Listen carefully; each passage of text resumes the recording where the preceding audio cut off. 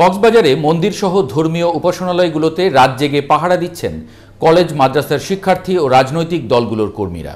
তারা পর্যায়ক্রমে পাহারা দিয়ে মানব প্রাচীর গড়েছেন মন্দিরে মন্দিরে। দেশের গুমোট এই পরিস্থিতিতে সবাইকে কাছে পেয়ে খুশি সংখ্যালঘু সম্প্রদায়। কামরুল ইসলাম মিন্টুর প্রতিবেদন, ছবি তুলেছেন হেলাল উদ্দিন। কক্সবাজার শহরের রাতের দৃশ্য।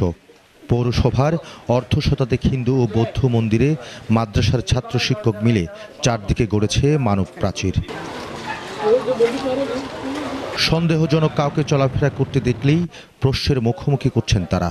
বলেছে আলহামদুলিল্লাহ আমাদের কাজের উপর তারা অত্যন্ত সন্তুষ্ট এবং পুরা কক্সবাজার আলহামদুলিল্লাহ এখনো কোনো অপ্রীতিকর ঘটনা আমরা দেখি নাই, হচ্ছে না, ভবিষ্যতে ইনশাআল্লাহ হবে না। এটা আমরা পাহারা দিছি।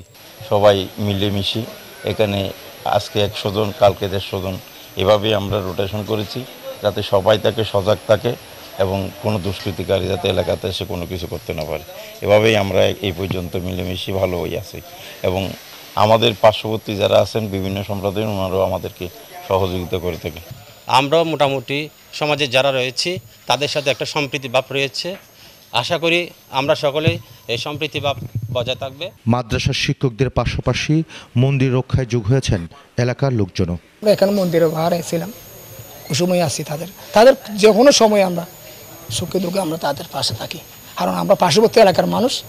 যারা আছে এখানে সবাই হচ্ছে আমরা বন্ধু বান্ধব, ভাই ব্রাদার, সবাই সবার সাথে মিলেমিশে, এখানে এ ধরনের কোনো কিছু হওয়ার চান্সই নেই। বৌদ্ধগুরু নেতারা বলছেন, ধর্মীয় উপাসনালয়গুলোতে সেনাবাহিনীর পাশাপাশি মাদ্রাসা কলেজের শিক্ষার্থীরা মন্দির পাহারা দেওয়ায় তাদের ভয় কেটেছে। জানান, বিএনপি জামায়াতের নেতারাও নিয়মিত খোঁজ রাখেন।